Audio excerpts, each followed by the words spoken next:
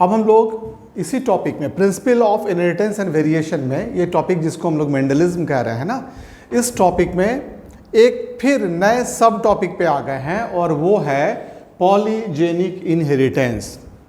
नाम से ही कुछ शब्दों, नाम से ही तुमको शब्द से, नाम में जो वर्ड्स है ना उसी से तुमको बहुत से पॉइंट्स क्लियर हो जाएंगे। पॉली शब्द का मतलब होता है मेनी, जीन शब्द से आया है जेनिक, पॉलीजेनिक इनहेरिटेंस मतलब बहुत से जीनों का एक साथ ट्रांसमिशन होना। हम लोग अब तक क्या जानते थे, अब तक जो हम लोग पढ़े थे उसमें हम लोग ये जानते थे कि एक जीन एक enzyme, one gene one enzyme and one gene control one genetical character, एक जीन एक ही जेनेटिकल कैरेक्टर को कंट्रोल करता है। ये हम लोगों के अब तक की स्टडी थी। मेंडल भी 7 पेयर ऑफ कंट्रास्टिंग कैरेक्टर पे जब काम कर रहे थे, इन्हीं बातों को बता पा रहे थे कि जैसे टॉलनेस का जो कैरेक्टर है वो कहाँ पे लोकेटेड होगा, कलर ऑफ फ्लावर का जो कैरेक्टर होगा वो कहाँ पे लोकेटेड होगा। इस तरह से मेंडल भी इसी तरह से वर्कआउट किए थे। लेकिन मेंडल जब पाइसम सेटाफर्म पे स्टडी कर रहे थे तो बेसिकली उनको एक ट्रेट के 2 कैरेक्टर मिल रहे थे। ट्रेट जैसे हम लोग कह सकते हैं था हाइट, तो उसके 2 कैरेक्टर उसको मिल रहे थे, एक को कहते थे टॉल और दूसरे को कहते थे ड्वार्फ। उसी तरह से फ्लावर में ट्रेट था कलर, तो फ्लावर में रेड कलर का था फ्लावर या वाइट कलर का फ्लावर था। तो एक ट्रेट के 2 कंट्रास्टिंग कैरेक्टर मेंडल को मिल रहे थे। मतलब क्या था कि और एक जीन एक कैरेक्टर को कंट्रोल कर रहा था। लेकिन जैसे ही हम लोग पॉलीजेनिक शब्द का प्रयोग करते हैं, इससे हमको एक वर्ड्स मीनिंग क्लियर हो गया। पॉली मतलब many, many gene control one character. इसके पहले वाले टॉपिक में जब हम लोग प्लियोट्रॉपिज्म देख रहे थे ना, तो उसमें हम लोग ऐसा डायग्राम बनाए थे, एक जीन एक से ज्यादा कैरेक्टर को कंट्रोल कर रहा है ना। ये क्या है, ये सभी कैरेक्टर दिखा दिए हम लोग, और ये था एक जीन। अब हम लोग क्या कह रहे हैं, अब हम लोग उल्टा कह रहे हैं, बहुत सा जीन, ये जीन है ना, 1 2 3 4, और ये सब मिलके एक ही कैरेक्टर को कंट्रोल अगर करें तो ये जीन है, ये कैरेक्टर है, यहाँ पे ये जीन है और ये कैरेक्टर है। तो बहुत से जीन मिलके अगर एक कैरेक्टर को कंट्रोल करे तब इस इनहेरिटेंस को पॉलीजेनिक इनहेरिटेंस कहते हैं। लेकिन अगर एक जीन एक से ज़्यादा कैरेक्टर को कंट्रोल करें तब इस इनहेरिटेंस को हम लोग प्लियोट्रॉपिज्म का नाम दिए। One gene control more than one character, प्लियोट्रॉपिज्म।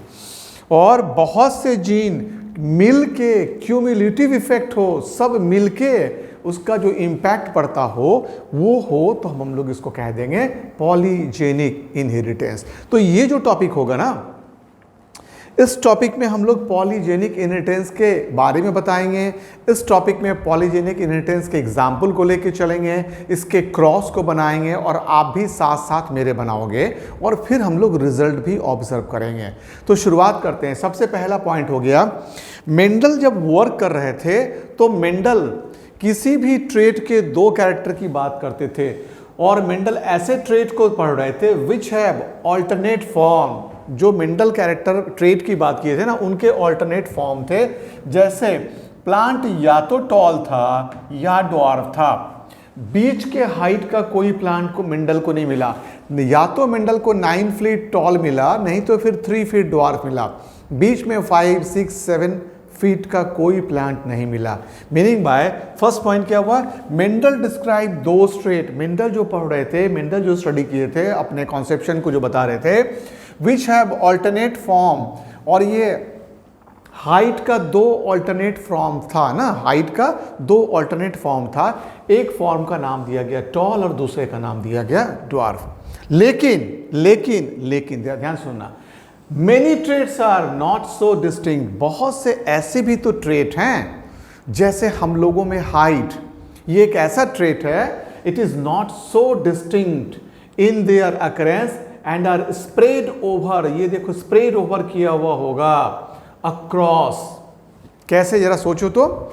हम लोग 3-4 एग्जाम्पल आपको बताते हैं। हम लोगों में अमिताभ बच्चन की तरह 6 फीट का अमिताभ बच्चन, और उसके बाद सिर्फ 3 फीट का नाटा बौना आदमी भी देखे होंगे। लेकिन हमारे पास ह्यूमन बींग्स में सिर्फ यही 2 फॉर्म नहीं मिले, इसके बीच में सारे ऊंचाइयों के एक एक सेंटीमीटर के डिफरेंस पे आदमी तुमको मिलना शुरू हो गया। तो हाइट का क्या हुआ, ग्रेडेशन हो गया। height do not contain two form like 6 feet height and 3 feet height, but here we have a gradient। यहाँ हमको gradient मिल रहा है। It is spread over, ये spread over किया हुआ है। ऐसे 2-3 एग्जाम्पल के बारे में सोचो। पॉलीजेनिक इनहेरिटेंस होंगे, जो भी ऐसा कैरेक्टर होता है इन पे जब भी साइंटिस्ट काम किए उनको पॉलीजेनिक इनहेरिटेंस मिला। मतलब क्या हुआ, कई जीन वहां पे मिलके काम कर रहे थे, सबके डोमिनेंट जीन से बने हुए एंजाइम और उससे बने हुए एमिनो एसिड और उससे बने हुए प्रोटीन का ये कंबाइंड इफेक्ट था। ठीक उसका दूसरा एग्जाम्पल हम लोग लेते हैं। हम लोगों में इंटेलिजेंसिया, इंटेलिजेंट आदमी, इसमें भी काफ़ी शेड्स होते हैं। बहुत सुपर डुपर इंटेलिजेंट और बहुत ही बुड़बक, जिस थाली पे बैठा उसी को काट रहा है। नहीं तो इनके और इनके बीच में हम लोग कह सकते हैं काफ़ी हमको शेड्स मिलेंगे। थोड़ा इंटेलिजेंट, थोड़ा उससे ज़्यादा, थोड़ा उससे ज़्यादा, थोड़ा और ज़्यादा, और ऐसे करते करते करते काफ़ी हमको इंटेलिजेंसिया में हम लोग कहते हैं ग्रेडिंग मिल जाएगी। ठीक ऐसा ही होता है मिल्क प्रोडक्शन इन काऊ। गाय में 1 किलो दूध देने वाली गाय भी मिलेगी और 45 to 50 kg दूध देने वाली गाय भी मिलेगी। इसके बीच में काफ़ी तुमको ग्रेडेशन मिलेगा। कोई 2 kg दे रही होगी, कोई 3 kg दे रही होगी, कोई 4 kg दे रही होगी। Meaning bye there is a gradation. और जब भी ग्रेडेशन मिलता है समझ जाना, यहाँ पे हम लोग वर्कआउट करते ही हमको पता चल जाएगा कि यहाँ पे more than 1 gene combinedly act कर रहा होगा। तो more than 1 gene combinedly act कर रहा होगा। और जहाँ भी हमको स्प्रेडिंग ओवर मिलेगा कैरेक्टर का, तो हम लोग यहाँ पे एक एग्जाम्पल बताए, हम लोग कुछ एग्जाम्पल आपको और बताते हैं। मीट प्रोडक्शन, मीट प्रोडक्शन कहाँ पे भाई, तो मान के चलो कि हम लोग मुर्गियों को पालते हैं मीट खाने के लिए, तो अब उसमें उसका जो फ्लैश होगा ना, उसका जो वेट होता है, यहाँ भी हमको वेरिएशंस मिलता है ना। मिल्क प्रोडक्शन में, मीट प्रोडक्शन में, इंटेलिजेंसिया में तो बहुत से ऐसे कैरेक्टर होते हैं जहाँ पे ग्रेडेशन होता है। ये मेंडल के उस प्रिंसिपल को फॉलो नहीं करता है कि एक ट्रेट के 2 ही कैरेक्टर मिलेंगे, एक डोमिनेंस और एक रिसेसिव, बल्कि यहाँ स्प्रेड ओवर होगा। और जहाँ जहाँ पे स्प्रेड ओवर होगा वहाँ पे एक से ज़्यादा जीन एक्ट कर रहे होंगे। एकदम प्रिंसिपल है, बेसिक प्रिंसिपल को समझा रहे हैं। तो तुमको जानकारी होगी 2 और मोर जीन आर एक्टिंग ऐसे जगह पे, और तब हम लोग इसका नाम रखते हैं पॉलीजेनिक इनहेरिटेंस। पॉली मतलब मेनी, जेनिक वर्ड आ गया जीन से। तो whenever more than 2 genes are acting for controlling 1 character then we call it polygenic inheritance. एक एग्जाम्पल यहाँ पे हम लोग लेके चले हैं। In this, the dominant allele have cumulative effect with each dominant allele express a part of functional polypeptide and full trait is shown when all the dominant allele are present। हम लोग इसका एक एग्जाम्पल लेके चलेंगे। ये जो line था, इस लाइन का मतलब क्या था, मान लो कि 4 डोमिनेंट हैं जीन, चारों डोमिनेंट जीन कुछ ना कुछ एंजाइम बनाए, पॉलीपेप्टाइड एमिनो एसिड बना, एंजाइम्स, और फिर ये क्या बनाया, प्रोटीन बना, पॉलीपेप्टाइड चेन बना प्रोटीन का। तो ये जो पॉलीपेप्टाइड चेन बना, प्रोटीन बना, ये सबके थोड़े थोड़े थोड़े थोड़े एंजाइम के इम्पैक्ट से बना। सपोज करो ये 4 हम लोग मान लेते हैं कि किसी एक कैरेक्टर को कंट्रोल करने वाला जीन है। ये 4 जीन है, चारों अलग अलग है। जब ये रहा तो सपोज करो इस कैरेक्टर को बनाएगा, तो इस कैरेक्टर का थोड़ा पार्ट ये वाला जीन बना दिया, फिर थोड़ा और पार्ट ये जीन बना दिया, फिर थोड़ा और पार्ट ये जीन बना दिया, और फिर ये थोड़ा पार्ट ये जीन बनाया। मतलब चारों जब मिला तब जाके ये कंप्लीट जीन कैरेक्टर को बनाया। लेकिन अगर 3 ही मिल पाता तो थोड़ा पार्ट ये नहीं मिल पाता। अगर 2 ही रहता तो फिर और पोर्शन इसका तोड़ दिए, सिर्फ इतना ही बन पाता। 3 मिला तो ये इतना पोर्शन बन गया, और 4th भी काम किया तो इतना पोर्शन मिला। तो इस कंप्लीट के बनने में सभी जीन अपना अपना पार्टिसिपेशन किया, अपना अपना रोल प्ले किया। तो एक कैरेक्टर के डेवलप होने में जितने सारे जीन से ये भी अपना पार्टिसिपेशन किया, ये भी अपना पार्ट को पार्टिसिपेट किया, ये भी अपना पार्ट को पार्टिसिपेट किया, सब मिलके काम किए, तब जाके एक कंप्लीट कैरेक्टर दिखने लगा। तो अब देखो, अब हम लोग इसका एक एग्जाम्पल लेके चलते हैं। कर्नेल कलर ऑफ व्हीट, ये साइंटिस्ट थे निल्सन एंड एले, जो कि व्हीट के कर्नेल कलर पे काम कर रहे थे और कह रहे थे कि व्हीट का कर्नेल कलर 2 जीन से के क्यूमुलेटिव इफेक्ट से बनता है, और 2 जीन का वो नाम दिए capital A and capital A, capital B and capital B, और कहने लगे कि अगर किसी भी व्हीट का कर्नेल कलर है, एक्सट्रीम रेड कलर है, तो उसमें जो जीन होंगे वो capital A and capital B होंगे। लेकिन व्हाइट कलर का भी व्हीट होगा, इसके रिसेसिव फॉर्म वाले जीन से व्हाइट कलर का ये व्हीट बनेगा, और इसके रिसेसिव जीन कौन से हो जाएंगे? Small A and small B. अब आ जाओ, इन दोनों को के बीच में क्रॉस कराते हैं। एक रेड या कर्नेल कलर ऑफ व्हीट और दूसरा व्हाइट व्हीट के बीच में क्रॉस कराते हैं। क्रॉस के बारे में हम लोग जान चुके हैं, पहले भी बता चुके हैं। Cross always occurs in between the gamete, तो पहले इससे भी गैमेट बनाएंगे और फिर इससे भी गैमेट बनाएंगे।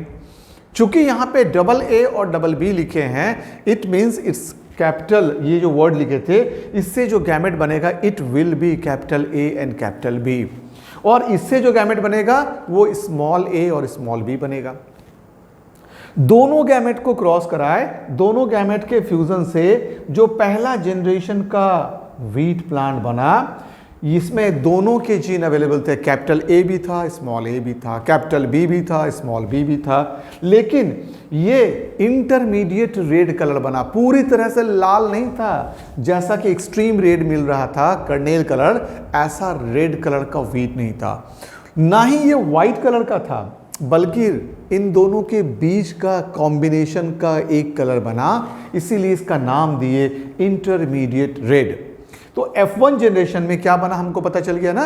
F1 जनरेशन में capital A, capital B, small B, ऐसे 2 जीनों का समूह था, ग्रुप था, जो कि इंटरमीडिएट रेड कलर को प्रोड्यूस किया। ये तो F1 की कहानी थी। अब हम आते हैं फॉर F2 जनरेशन। हमको अगले एक और जनरेशन पे काम करना है। F2 जनरेशन पे जब काम करते हैं ना, तो फॉर F2 हम लोग 2 F1 को क्रॉस करा देते हैं। F1 कौन है मेरे पास? Capital A, capital B and small b, ये F1 है। ऐसा ही दूसरा F1 ले लिए, capital A, capital B and small b, ऐसा दूसरा F1 ले लिए। अब हमारे पास 2 F1 हो गए। अब दोनों के F1 से जब क्रॉस होगा, इन 2 F1 में जब क्रॉस होगा, तो इसका रिजल्ट होगा F2, सेकेंड फीलियल जनरेशन। लेकिन F2 जब बनेगा, ध्यान से देखना, F2 जब बनेगा तो बनेगा कैसे? तो कहेंगे F1 में पेरेंट्स में कभी क्रॉस नहीं होता है, हमेशा याद रखना है, cross always occurs between the gametes. और जब हम लोग गैमेट की बात करेंगे तो इससे भी गैमेट बनाएंगे और इससे भी गैमेट बनाएंगे। अभी हम इस प्रीवियस क्लास में गैमेट बनाने का तरीका सिखा दिए थे। तो एक बार यहाँ पे इससे कौन कौन से गैमेट बनेंगे? Capital A, capital B, small B. तो कौन कौन से गैमेट बनेंगे? ए को बाईं तरफ लिख दिए, स्मॉल ए को दाईं तरफ लिख दिए। इससे बना दिए कैपिटल बी, स्मॉल बी, इससे भी लिख दिए कैपिटल बी, स्मॉल बी। तो एक गैमेट बन गया कैपिटल ए, कैपिटल बी, ये वाला। दूसरा गैमेट बन गया कैपिटल ए, स्मॉल बी। तीसरा गैमेट बन गया स्मॉल ए, कैपिटल बी, और चौथा गैमेट बन गया स्मॉल ए, स्मॉल बी। इन चारों गैमेट में मेल वाले, जिसको मेल कंसीडर करेंगे, उसके सभी गैमेट को हम लोग कैसे प्लेस करते हैं? हॉरिजेंटली या वर्टिकली। तो कई बार बता चुके हैं, मेल के गैमेट को वर्टिकली प्लेस कर दिए और फीमेल के गैमेट को हॉरिजेंटली प्लेस कर दिए। गैमेट दोनों के सिमिलर टाइप के बने। अब जरा सा हम लोग इसको स्प्रेड करके इनके रिजल्ट को बॉक्स में लिखेंगे और इम्पैक्ट देखेंगे।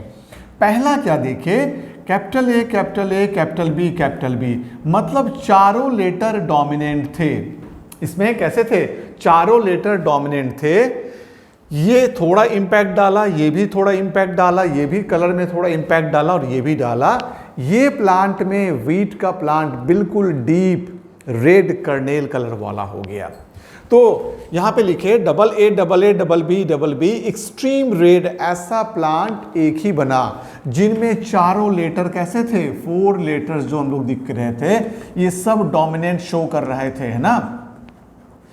अब आ जाओ, अगर ये 4 लेटर के अलावे 3 लेटर डोमिनेंट मिलेगा तो रेडनेस थोड़ा घट जाएगा।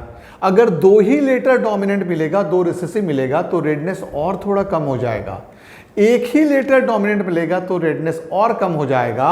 सभी के सभी रिसेसिव मिलेंगे तो ये रेड होगा ही नहीं, अब ये व्हाइट कलर का हो जाएगा। इसी कॉम्बिनेशन को हमको F2 जनरेशन में निकालना है।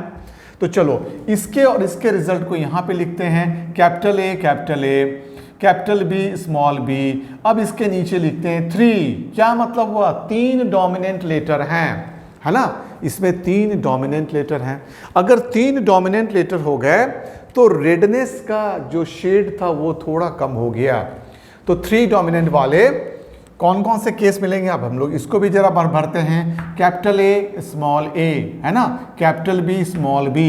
यहां भी देखो, हालांकि 3 डिफरेंट हैं लेकिन ओवरऑल 3 ही डोमिनेंट मिल रहे हैं। 3 डिफरेंट टाइप के मिले डोमिनेंट। इस केस में मिला AA और कैपिटल B, और इस केस में मिला A एंड B। दोनों केस डिफरेंट था लेकिन दोनों का इंपैक्ट एक पड़ा, क्योंकि सब डोमिनेंट अपने अपने पार्ट का थोड़ा थोड़ा एंजाइम बनाया। तो 3 डोमिनेंट के मिलने से जितना रेडनेस होना चाहिए था वीट में, तो शेड कम हो गया। ध्यान रखना, इसमें जितने भी 3 डोमिनेंट वाले मिलेंगे वो प्योर रेड की तरह एक्सट्रीम रेड से थोड़ा कम रेडिशनेस आ जाएगा।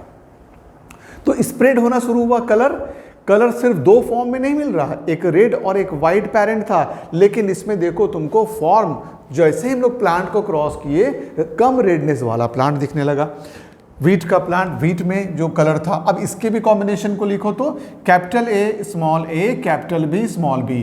इसमें तो सिर्फ और सिर्फ 2 ही डोमिनेंट लेटर हैं, नहीं 2 डोमिनेंट वाले केस को भी देखते हैं हम लोग कितने लेटर्स मिल रहे हैं। तो पहले हम लोग एक बार इसको भरते हैं, तो इसको जरा फिलअप करो, तो बोलते जाना तुम लोग भी बच्चों, क्या क्या बोलेंगे। A, capital B and small b। चलो यहां बोलना capital A, capital A, small b।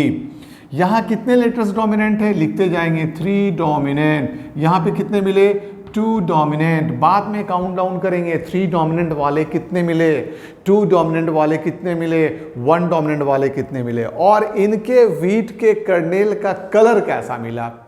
तो ये हम लोगों को अभी बनाना है, और इसी पे F2 जनरेशन के 16 प्लांट्स का पूरा ब्रेकअप हमको मिलने जा रहा है। तो देखो यहाँ पे क्या लिखेंगे, capital A, small a, capital B, small b। यहाँ पे क्या लिखेंगे, कैपिटल